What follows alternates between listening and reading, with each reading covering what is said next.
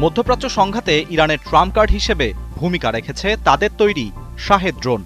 কম খরচে তৈরি এ ড্রোন ধ্বংসে যুক্তরাষ্ট্র ইরানকে ব্যয় করতে হয়েছে মিলিয়ন ডলারের অস্ত্র।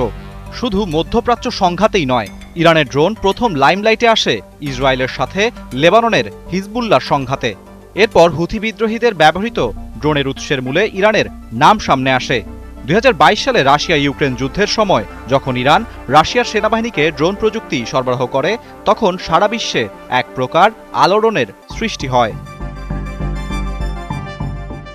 এরপরই প্রশ্ন ওঠে, বছরের পর বছর নিষেধাজ্ঞার মুখে থাকা একটি দেশ কিভাবে আন্তর্জাতিক সংঘাতের ধারা বদলে ফেলতে সক্ষম হলো? প্রকৃতপক্ষে 1979 সালে ইরানের উপর নিষেধাজ্ঞা আরোপের পর নিজেদের ভেতরের সম্ভাবনা নিয়ে ভাবতে থাকে দেশটি।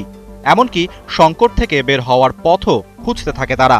তৎকালীন ইরানের নেতৃত্ব তাদের প্রকৌশলীদের উপর আস্থা রাখে, অনুপ্রাণিত করে নতুন কিছু বানাতে যা ভূমিকা রাখবে ইরানের শক্তি বৃদ্ধিতে।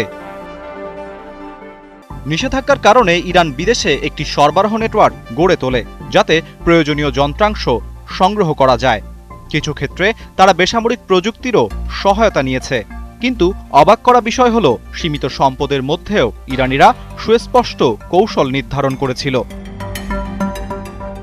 1983 সালে প্রায় 40 কিলোমিটার দূর থেকে একটি ড্রোন প্রথমবারের মতো ইরাকি সামরিক স্থাপনার উপর দিয়ে উঠতে সক্ষম হয়।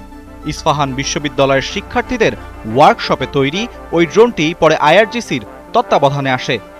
এই সাফল্যের পর থান্ডার ব্যাটালিয়ন গঠন হয় এবং একটি নিয়মিত ড্রোন কর্মসূচি শুরুর পরিকল্পনা হাতে নেয়।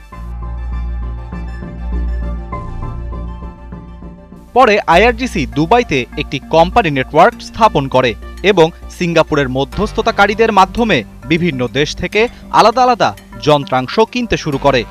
পরে এই যন্ত্রাংশগুলো ইস্পাহানে নেওয়া হয়, সেখানেই যন্ত্রাংশগুলো জোড়া দিয়ে ড্রোন তৈরি শুরু হয়।